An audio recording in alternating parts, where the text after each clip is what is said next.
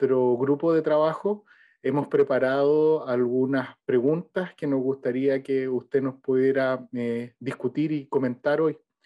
La primera pregunta tiene que ver con los desafíos en el área científica. En su opinión, ¿cuáles son estos desafíos actuales en el área científica para la inclusión de otros tipos de conocimientos que se alejen o que sean distintos a los conocimientos tradicionales?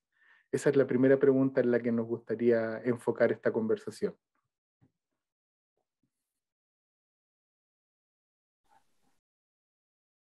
Bueno, muchas gracias, Héctor. A ver, justamente el tema que tú mencionas es quizá un tema de mucha relevancia actualmente. Nosotros desde la Constitución lo estamos tratando así. Justamente la comisión que me tocó coordinar por bastante tiempo y ahora estoy en otras labores, se llama sistemas de conocimientos. Esto quiere decir que nosotros ampliamos la visión clásica de solamente abordar el conocimiento igual a ciencia, sino que además incluir otras disciplinas, incluyendo artes, humanidades, ciencias sociales y por supuesto también conoceres y saberes locales y ancestrales. Esto, también lo aprovecho a comentar, ha tenido cierta resistencia a partir de un mundo académico quizás más tradicional. Por ejemplo, alguna vez me junté con la Academia Chilena de Ciencia y claro, algunos colegas decían, bueno, pero en realidad no hay, la única forma de generar evidencia es a través de la ciencia y lo otro no, porque se pueden incorporar temas que son pseudociencia. ¿Cómo hacemos esa distinción? Bueno, nosotros justamente trabajamos bastante en el articulado que propusimos a la comisión, que fue aprobado, y la próxima semana lo vamos a votar en el pleno de la convención. O sea, la próxima semana probablemente tengamos los primeros artículos de ciencia y de conocimiento de la nueva constitución chilena.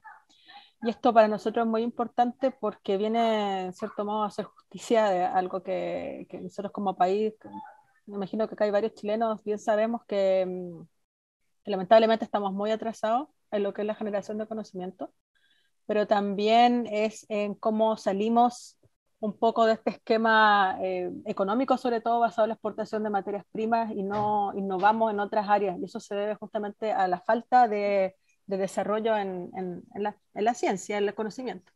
Entonces esperemos que a partir de la Constitución se sienten las bases para aquello. Entonces, de mi experiencia, les puedo contar que yo soy microbióloga, esa es mi especialidad, pero antes de eso soy bióloga de formación. Además, me gustan otras cosas como la música, me gusta escribir. Entonces, también yo creo que es importante que uno mismo desarrolle todas sus posibles capacidades. Para eso también el modelo de escuela tiene que cambiar. No con un currículum tan especializado y estricto como existe actualmente, sino que dar las oportunidades de múltiples desarrollos, porque eso también va ampliando la visión de mundo que tenemos.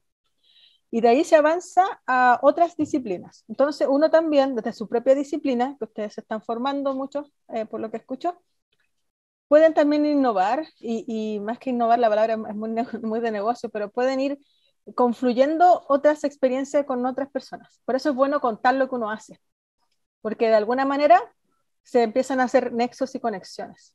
Entonces, en mi caso, me tocó, como estoy en Antofagasta, acá no hay tantas personas que se dedican a la investigación, hay también muchos problemas, nos tocó meternos en otros temas también y empezar a explicar lo que uno hace en palabras simples. Como encima nosotros hacemos un tema que no es tan popular como es la microbiología del desierto, entonces como casi una negación. Entonces no fue tan sencillo. Entonces, nuestro grupo de investigación ya per se es multidisciplinario, o sea, hay geólogos, y somos todas mujeres también, por coincidencia. Pero después, en mi experiencia, yo empecé a trabajar con un colega que es antropólogo, que es Cristóbal Bonelli, y con él descubrí en realidad en su método y en su forma a las ciencias sociales y a la antropología. Y fue muy interesante ese ejercicio. Nosotros este año publicamos un trabajo, mi primer trabajo transdisciplinario, donde abordamos los conflictos del litio y los salares desde la antropología y desde la microbiología. Planteamos una idea de microdesastres. Y para mí ese ejercicio fue fantástico. Con eso también en mente, yo también fui parte del primer grupo de estudio que se creó en Fondesit sobre inter y transdisciplina. porque yo he participado de hace mucho tiempo también en los consejos, en el consejo, yo fui consejera CONICIT del último consejo que existió antes de pasar al ministerio, y antes había participado de los grupos de estudio de mi especialidad, pero a veces nos llegaban proyectos en que no necesariamente eran de biología, o eran de biología, pero además trataban otras áreas, se cruzaban con, qué sé yo, con matemáticas, se cruzaban con incluso astronomía. Entonces ahí siempre estaba la pregunta, ¿qué grupo iba? Y se creó este grupo de estudio justamente para abordar estas complejidades que ya la investigación no tiene límites, como bien sabemos, la creatividad, y eso ya va avanzando y las estructuras lamentablemente se quedan atrás. Incluso en grupos de estudio especializados están muy presentes las escuelas de pensamiento. Entonces ven solamente de una forma cómo se debe desarrollar la disciplina, y lamentablemente formas nuevas de abordar las mismas problemáticas quedan fuera por un tema de sesgo. Entonces por eso también es tan importante mezclarse, porque a uno también le abre la mente, ¿no? Y es súper importante escuchar y entender que siempre va a haber gente que va a pensar distinto a uno, y eso está bien. Y no es una amenaza al trabajo ni es algo que esté malo, al contrario, es algo que nos enriquece. Entonces, ese tipo de enfrentar este tema, yo creo que les ayuda mucho a abordar los desafíos, porque los desafíos que tenemos como sociedad son tan complejos que la única forma de abordarlos es a través de la complejidad. Y la complejidad implica inter y transdisciplina, necesariamente. Entonces, desde la Constitución, esto que suena tan abstracto lo hemos tratado de llevar. Imagínense, ha sido súper difícil. Empezamos a hablar de justicia epistémica y ha servido mucho la incorporación de los pueblos originarios, porque es casi natural cuando uno habla de justicia epistémica relacionarlo justamente con eso, con los saberes ancestrales, los saberes de los pueblos que no son considerados. Y no se trata tampoco de equiparar los conocimientos, o sea, porque también algunas personas lo piensan así, como por ejemplo lo que pasa con las plantas medicinales de uso de los pueblos. No es que venga la ciencia occidental y le saque todos los compuestos bioactivos y diga, no, efectivamente usted está en lo correcto, porque lo que usted ocupa para el dolor de cabeza efectivamente tiene una capacidad analgésica. No, sino que es llegar a un punto de comunicación.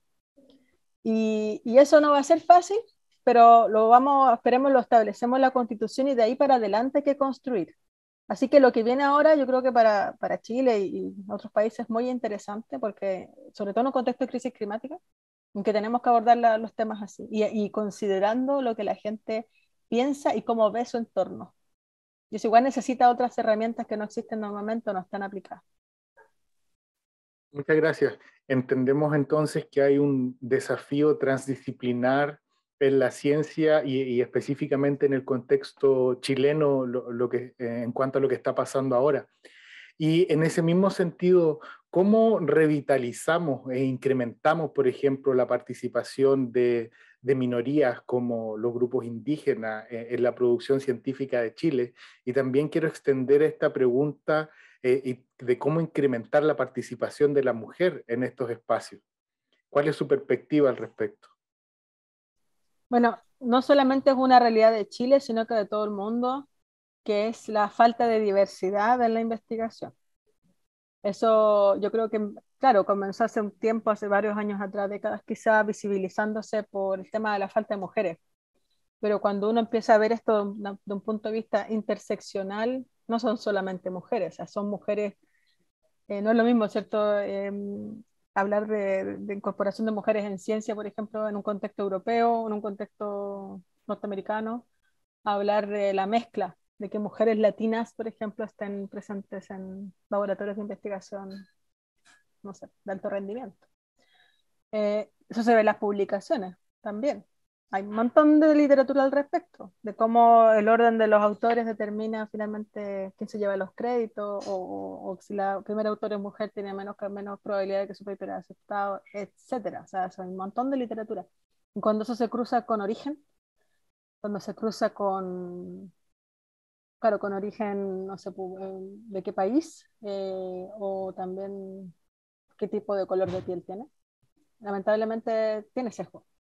Entonces lo que tenemos que hacer es enriquecer el sistema diversificándolo. Por lo tanto, en el caso de las mujeres, bien sabemos que el sistema solo no se regula, necesitamos tener medidas afirmativas. Y esa medida afirmativa todavía, lamentablemente, muchas instituciones tienen resistencia.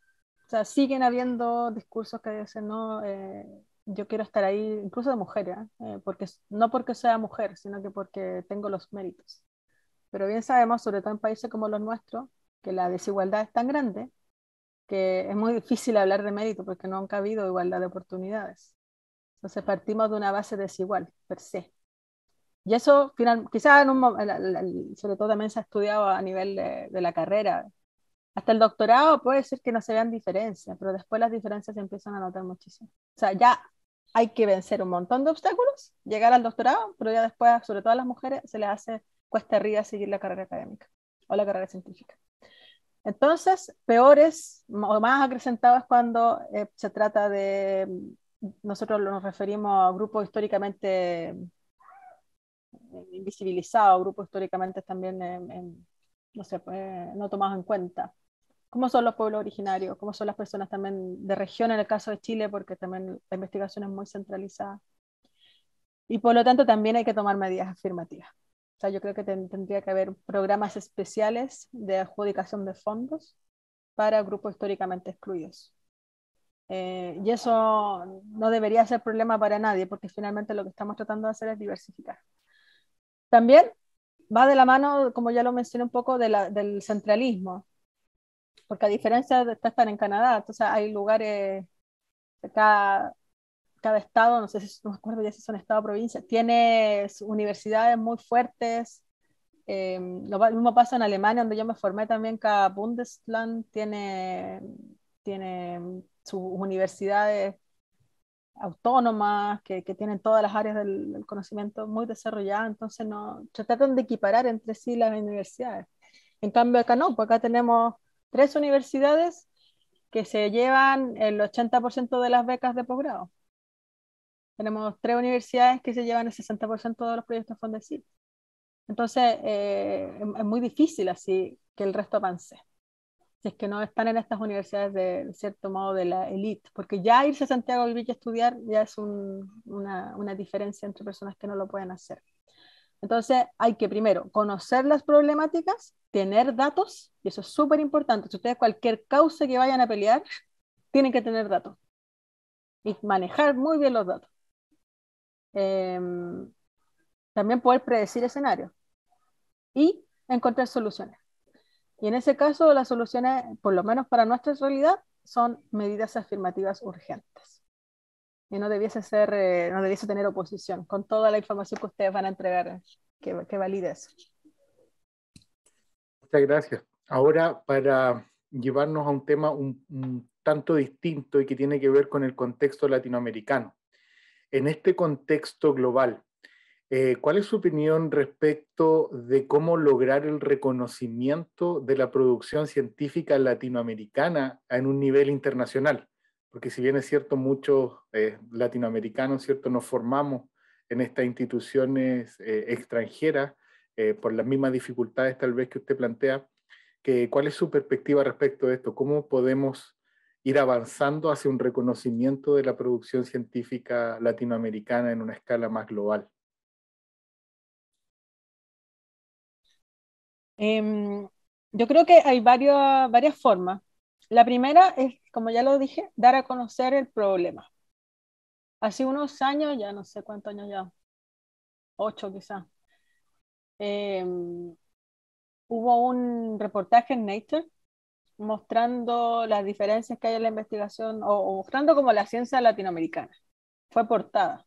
Y eso se debió a que en ese momento había un periodista latino, no recuerdo qué país era original, si Ecuador no me acuerdo, pero él se formó igual en Estados Unidos, pero llegó ahí.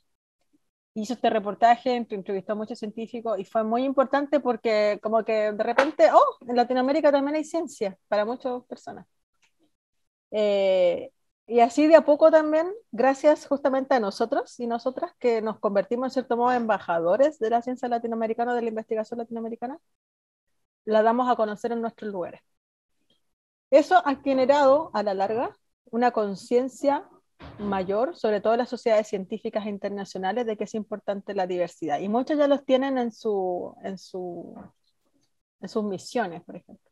En mi caso, yo soy representante de Sudamérica en la Sociedad Internacional de Ecología Microbiana, que es la mayor organización que hay del tópico.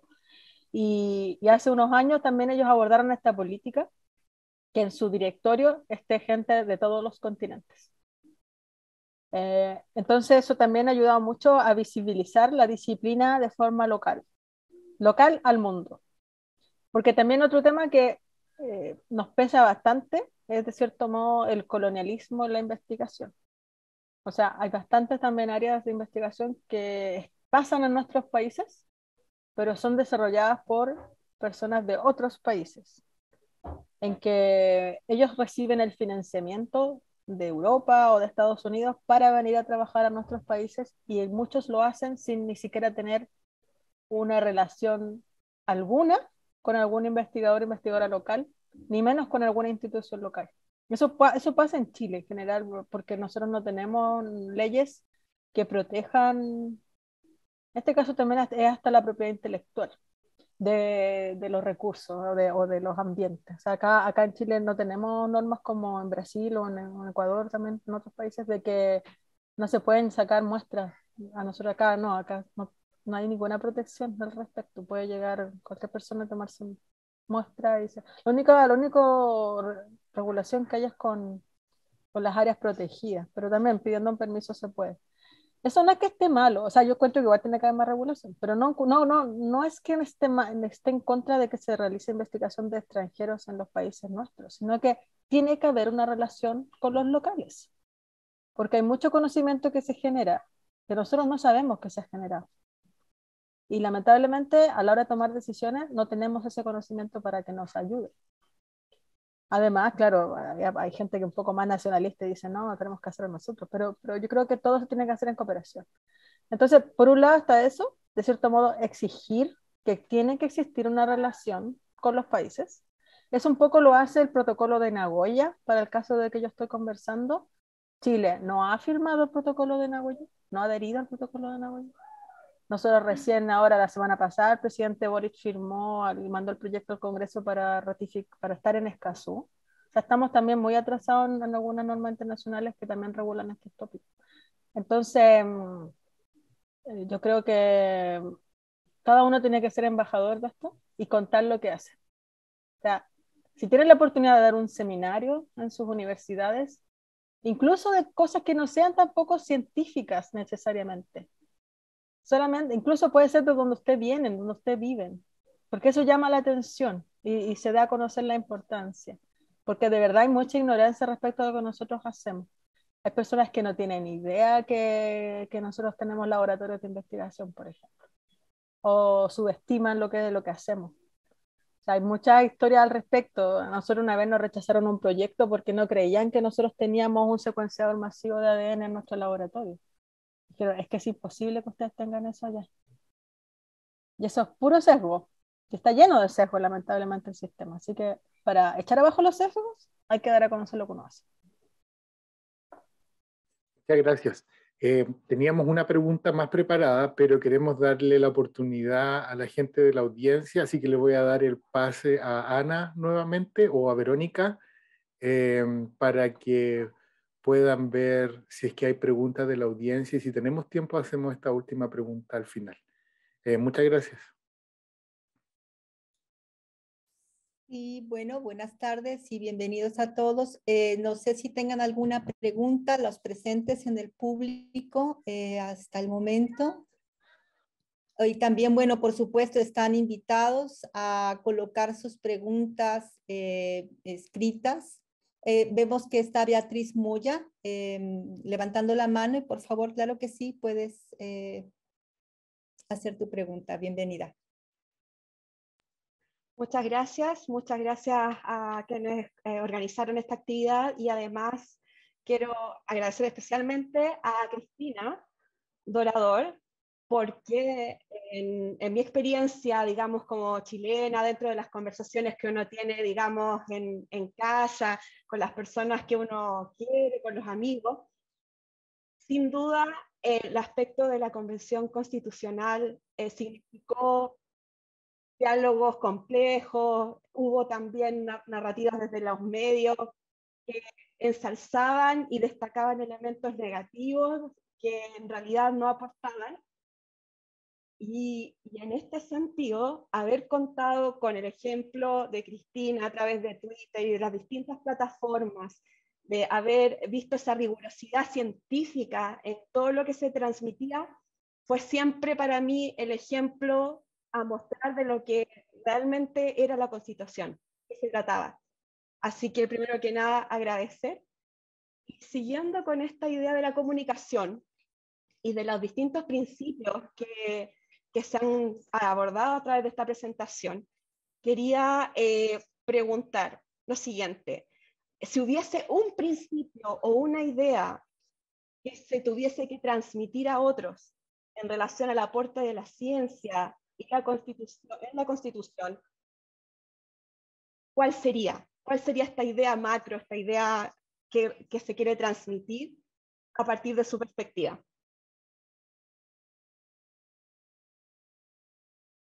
Difícil pregunta. Bueno, gracias por tus palabras. A veces termina tan ¿cómo se dice? Ay, se me olvidó la palabra.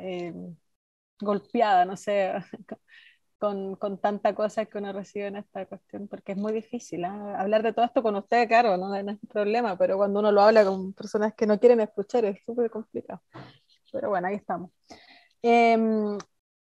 Lo que yo trato de transmitir, porque también es una cosa lo que uno piensa, uno puede pensar un montón de cosas y está convencido de lo que hay que hacer o de lo que cree que hay que hacer, pero justamente lo que tenemos que ejercitar es persuadir a los no convencidos. Generalmente nos pasa que le hablamos a los que sabemos que nos van a escuchar y nos van a decir, sí, sí, sí, yo estoy de acuerdo contigo, sí, sí, sí. Y no, o sea, está bien, siempre es bueno conversar entre pares y fortalecerse, pero también hay que hablar con quienes quizás nunca han escuchado hablar de ciencia. Eso es súper difícil. Porque además, lo que yo me he encontrado en la convención y un poco afuera también, aunque esto no lo crean, es un ánimo anti-académico. Un poco anti-ciencia en algunos casos, pero no explícito, pero sí anti-académico. ¿Por qué? Porque se ha generalizado esta idea o está tan lejana para las personas, las universidades, la ciencia de la vida cotidiana. Entonces lo ven como una amenaza. Son los científicos los que vendidos que trabajaron con la empresa X y que aprobaron el proyecto que me tiene ahora a mí sin agua. Entonces, claro, hay algo de cierto en aquello que tiene que ver con los conflictos de intereses, pero también las generalizaciones nos hacen mal a todos. Entonces, además, hay que hacerse cargo de eso. Ahora, si no, ya con eso resuelto, pensemos un poquito más de que eso no existe, o es poquito. Lo que yo trato de decir siempre es que, porque hay que articular un discurso político, es que la investigación, la ciencia y la tecnología es clave para el Chile del futuro. Nosotros, de hecho, la comisión nuestra como que se le llama la comisión del futuro. Ustedes quédense en sus cuestiones, porque sabemos que, claro, la gran pelea entre que el Senado está bien, pero eso no le va a cambiar la vida a la gente. Sí, en cierto modo, pero es más político, es más una pelea de poder, de quién tiene el poder. En cambio, lo que nosotros estamos tratando de generar las bases para que el país finalmente tenga un sistema de que se piense a sí mismo, y eso genera también más libertad, más creatividad. O sea, que las personas tengan las capacidades para poder enfrentar los desafíos del futuro. Que no tenga una élite dominante, como ha sido históricamente en el país, que le diga lo que tiene que hacer. Y eso es democracia. O sea, este es un instrumento de profundización de la democracia. Claro, muchos no lo ven así porque no cachan o no quieren saber, pero nosotros bien sabemos que es eso. Cuando uno le dice a una persona, mire, usted nosotros también estamos proponiendo ciencia abierta. Ahí están los datos, y no solamente los datos, además están traducidos a todo tipo de idioma o están en fácil para que usted lo comprenda y pueda tomar buenas decisiones. Y ese ejercicio hay que hacer. Yo creo que cuando hacemos el vínculo con mayor democracia, las puertas se abren.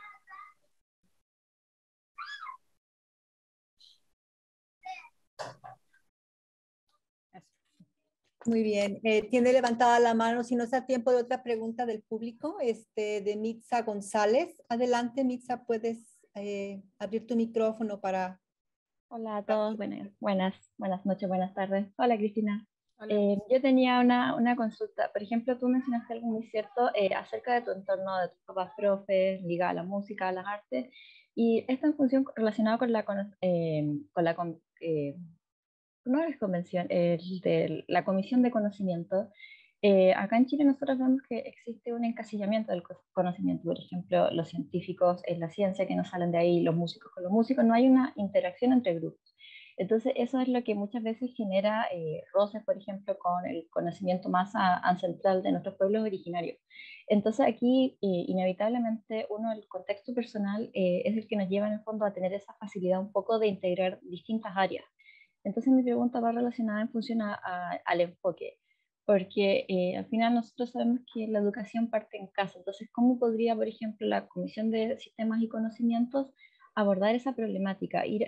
Llegar a algo tal vez un poco más profundo de la enseñanza que se da en los colegios, cómo llegar un poco a la familia, al día a día y tratar de integrar un poco en el fondo que no hay verdades absolutas y que cada uno un poco tiene su punto de vista y que todos los conocimientos, cosas que observamos son integrales, tal vez un poco más, quizás filosófico, un poco más profundo, pero yo creo que últimamente en el contexto chileno se ha dado, en esta última semana se ha visto mucho que la verdadera influencia de los 2 años de encierro está en las familias. ¿Cómo desde la convención podían llegar a eso?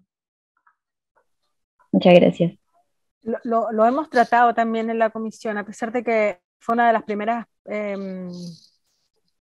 diferencias que tuvimos en la comisión cuando un grupo de convencionales pide que todo el tema de educación se vea en nuestra comisión, pensando lo que tú dices, de que es parte, una nueva educación necesita abrirse a distintas disciplinas, conocimiento, y que sea también, y evolucione respecto a las necesidades y también a las nuevas visiones, ¿no? Pero también por el tema político, porque de nuevo es poder, quedó en la Comisión de Derechos Fundamentales, porque muestra la educación como un tema curricular solamente, o también está el tema laboral de los profesores, etcétera. Hubo mucha presión al respecto. Pero aún así, nosotros sí hemos visto algunos temas de educación no formal.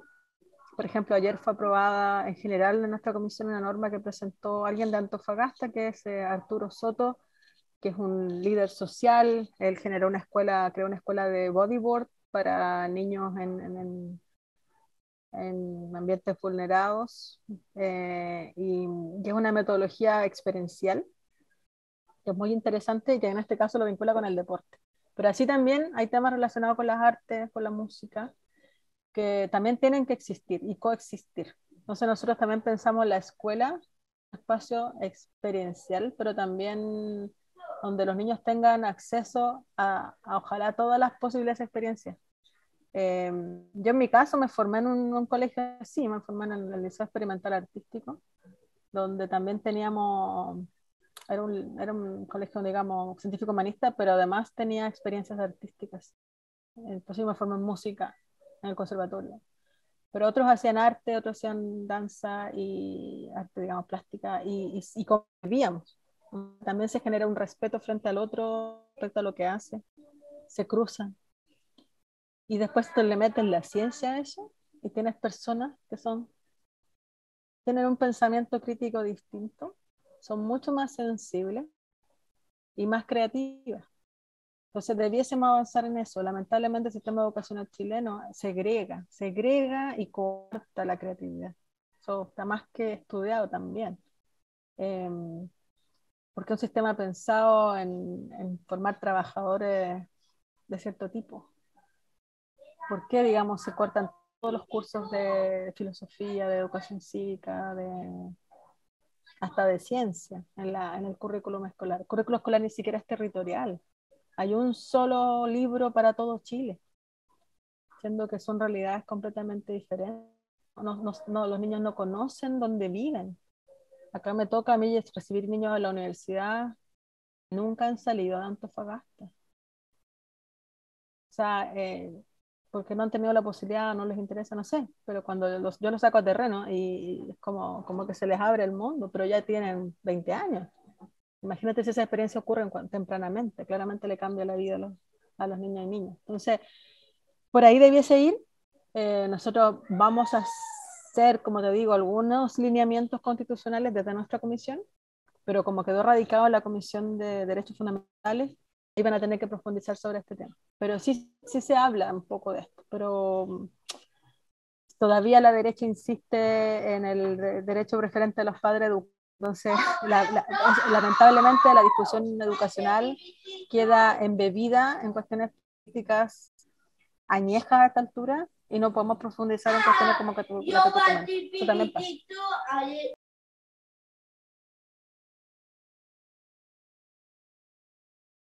Muy bien. Pablo Polixer, adelante con tu pregunta. Gracias. Muchas gracias Cristina por tus comentarios. Mi pregunta es una pregunta, no sé, filosófica, epistemológica, en el sentido que quizás la pregunta fundamental epistemológica es ¿qué sabemos y cómo lo sabemos? Entonces, quiero preguntarte cómo lo piensas tú, este tema de justicia, como lo están discutiendo en la Convención de Justicia Epistemológica, porque si entiendo bien tus comentarios, que plantean la importancia de abrir puertas de acceso, de permitir más acceso, eso es muy consistente con la idea de que nos podemos todos poner de acuerdo, aunque sea difícil, respecto de qué sabemos, ¿ya? Que tú sabes algo, yo sé otras cosas, podemos conversar, dialogar y ponernos de acuerdo y llegar a una conclusión, responder esa pregunta. Entonces, quiero simplemente aclarar si ese es el sentido que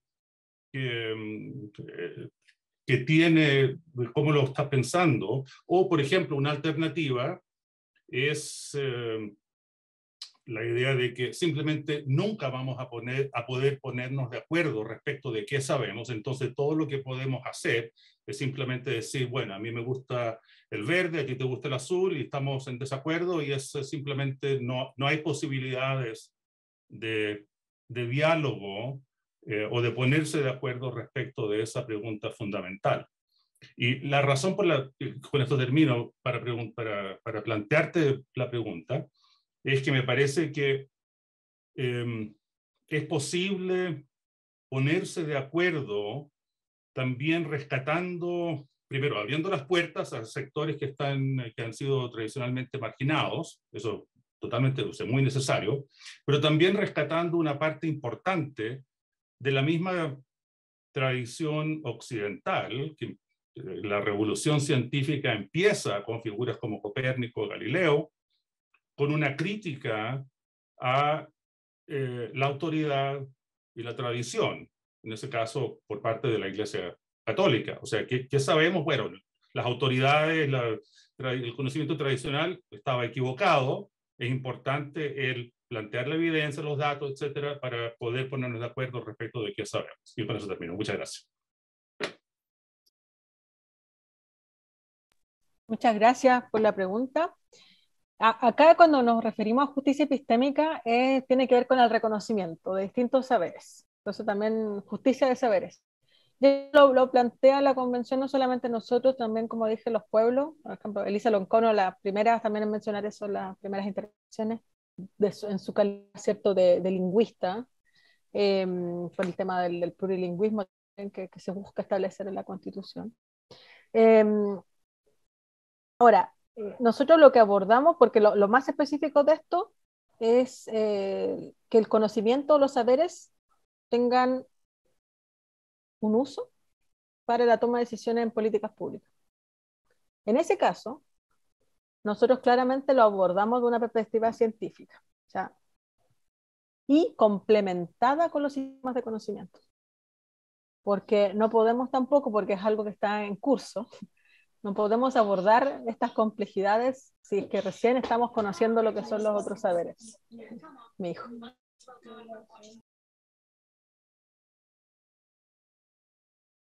Entonces, en ese sentido, está en construcción. Esto está en construcción y en ese caso, por supuesto, no se trata tampoco de hacer borrón y cuenta nueva, de decir lo otro no sirve, al contrario, yo creo que todo se complementa. No sé cómo vaya a ir esto avanzando, probablemente lleguemos a alguien describa el tipo de conocimiento, la parte más filosófica, epistemológica, pero yo creo que lo más correcto que nosotros hemos estado avanzando con esto es lo que hablamos al comienzo de la transición.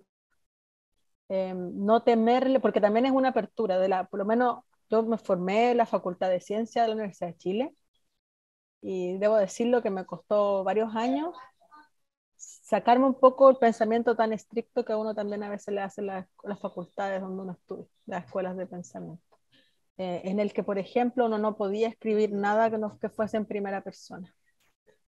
Y cuando tuve esta experiencia con un colega antropólogo, sí se puede, siempre se ha podido, y no está mal, es otra forma.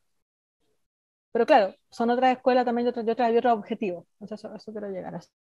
Quiero abordar también otro tema que nosotros también lo vimos en nuestra comisión, que va un poco vinculado a la justicia epistémica, en cierto modo, que fue el reconocimiento de la neurodiversidad y la neurodivergencia. Nosotros presentamos una norma que fue aprobada y está en el borrador de nueva constitución, donde se reconoce la neurodiversidad y la neurodivergencia, que es la primera constitución en el mundo que lo reconoce así, y eso también nos da, es la base del reconocimiento de la diversidad, ¿no? De la diversidad humana y del pensamiento. Entonces también, porque estamos también súper atrasados en esos temas, normalmente la diversidad es vista como lo raro, lo distinto, y no es normal. Entonces también desnormalizar todo el trabajo que hay que hacer y también tiene que ver mucho con la justicia de saber. Muy bien. Tenemos una pregunta del chat que pido una disculpa. Desde hace ratito lo escribieron. Es de Natalia Astudillo, geóloga y en doctorado. Dice, me gustaría saber cuáles son las iniciativas en Latinoamérica que permitirían dirigir la ciencia para todos. Discapacidad, enfoque de género, adultos mayores, grupos excluidos. Esa es la pregunta. No sé bien qué se refiere a la iniciativa de Latinoamérica, que ya existen. Si es así, no conozco muchas iniciativas de Latinoamérica que apunten a aquello. Hay iniciativas, sí, muy específicas de algunos programas de divulgación de la ciencia o comunicación de la ciencia que tratan de abrir y comunicar a personas con discapacidad. Por ejemplo, la experiencia que hay de astronomía para personas no videntes o ciegos, eso también es de una experiencia latinoamericana. También el tema de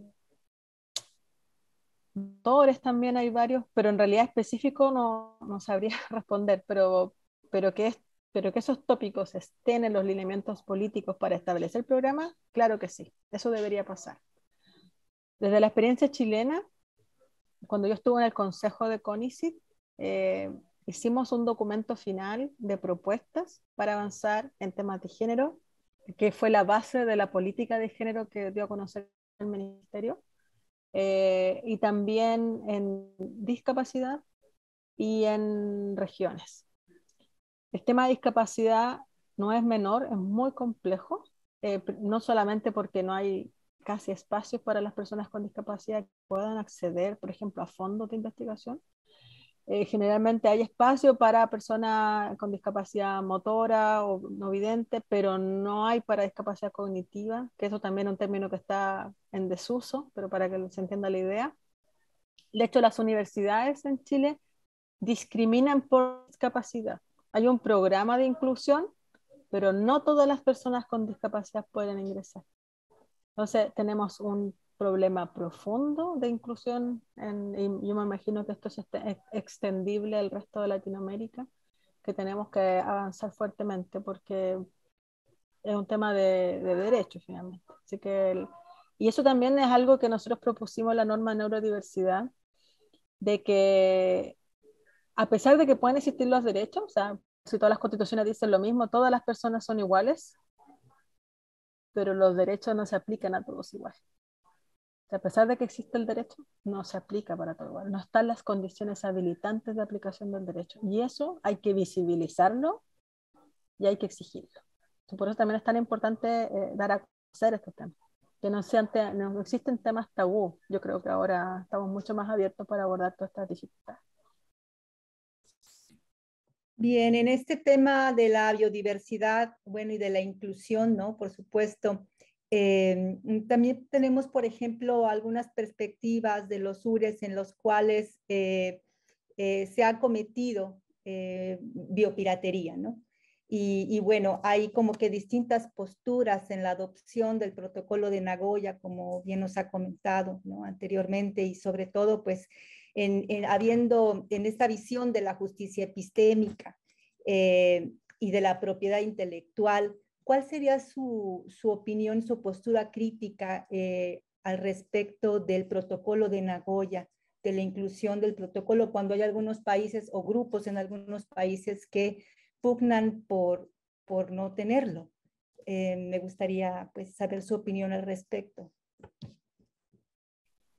Bueno, hay muchas de estas normativas internacionales que no nacen desde nuestros pueblos, nacen desde una perspectiva europea o de otros países, donde nosotros terminamos acogiéndonos y adaptándonos a eso.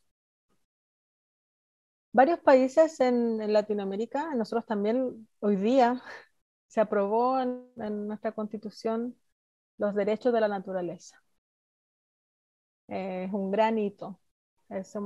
Bueno, está Ecuador, Bolivia y ahora Chile, donde reconocemos los derechos de la naturaleza.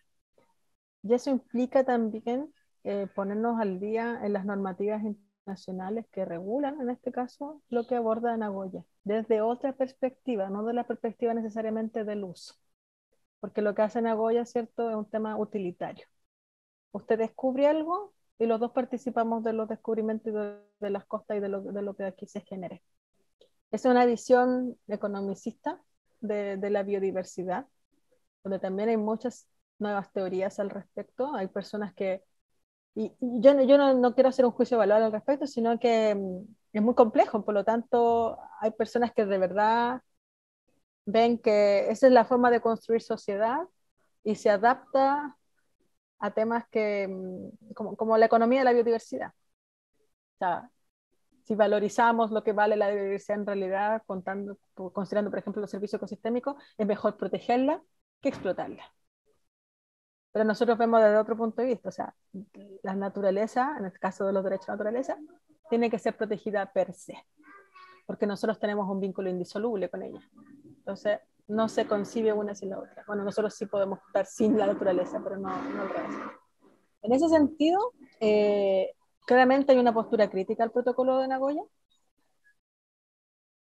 pero no tenemos nada. Entonces, en ese sentido, también lo hemos conversado a veces, sería bueno que Chile lo adoptara, porque también así conversamos los mismos términos, pero que sea la base de un cambio de visión. Y si ahora, desde la Constitución, estamos promoviendo este tipo de principios, eso va a tener que adaptarse a las normativas vigentes. Muchísimas gracias, Cristina. Queremos ser respetuosos del tiempo. Sabemos que además has tenido una jornada larga y nuevamente felicitaciones por los avances y los logros. Yo soy peruana y espero que en algún momento ese tipo de discusiones también se den en mi país. Creo que son muy importantes. Ha sido una conversación enriquecedora. Estamos aquí desde la Universidad de Calgary en Canadá, pero muchos de nosotros somos latinos y los que no somos latinos, desde otros grupos de minorías y de otros grupos, observamos la marginalización y el racismo en la producción científica, el colonialismo que a veces se expresa y la interseccionalidad que mencionaste, sobre todo como mujeres que no somos blancas. Y sin embargo, creemos que hay mucho camino por hacer y hay esfuerzos que merecen ser resaltados. Queremos agradecerte por tus palabras, por tus consejos. El grupo de hoy ha sido una audiencia muy diversa, de diferentes orígenes, profesores también que nos han acompañado el día de hoy y que estamos tratando de impulsar o de hacer notar los cambios que quizás se necesiten o hacia dónde se pueden orientar esfuerzos. Y tus palabras, tus trabajos nos motivan a seguir en esta línea porque vemos que hay al menos algunos atisbos de progreso en esa situación. Entonces queremos agradecerte, agradecerlos a todos los que han participado. Vamos a tener luego la grabación en español y en inglés disponible para hacerla llegar lo más amplio posible a nuestra comunidad en la Universidad de Calgary y también a todos los que nos siguen. Muchísimas gracias, Cristina, nuevamente. Gracias a todos los que participaron. Y bueno, mis aplausos y reconocimientos para tu trabajo como mujer científica y también como una persona que está haciendo cambios desde la política en su propio país y haciendo espacio para nuevas mujeres científicas también. Esa es la idea. Bueno, muchas gracias por la invitación. Yo también participé de un grupo así como el de ustedes cuando estaba haciendo mi doctorado en Kiel, en Alemania. Teníamos una organización de estudiantes latinoamericanos en Kiel y hacíamos también actividades de difusión. Algunas fiestas entre medio igual, que es cierto, de preparar las comidas típicas de cada país, siempre entretenido. Y bueno, yo decidí volver a Chile a hacer esto y nunca pensé que iba a terminar en política, no sé si terminar como así, ya me acabé, pero nunca pensé que iba a pasar un poco a la política y es cuando también uno finalmente, bueno, se da la oportunidad y si puede hacer cambios transformadores, yo creo que hay que dar los pasos, porque siempre es mejor hacerlo que no hacerlo. Así que mucho ánimo, mi hijo ya me está exigiendo. Mucho ánimo a todas y todos, que sea una buena jornada y eso, y no se desanimen, cualquier cosa, bueno, yo estoy ahora muy ocupada, pero más adelante ya cuando termine esto estamos en contacto, cualquier cosa que necesiten, y si vienen a Chile también, si van a Antofagasta, vengan a visitarnos a la Universidad de Antofagasta, con mucho gusto los recibiremos. Muchas gracias, Cristina. Te tomo la palabra en todo, en Antofagasta, en Chile, y en continuar construyendo colaboraciones, que es lo que también nos gustaría, seguir creciendo en colaboraciones y que estas redes no sean silos aislados, sino nuevos puentes de cambio. Muchísimas gracias a todos. Gracias por la tarde. Que tengan un lindo fin de semana. Hasta luego. Chao, chao.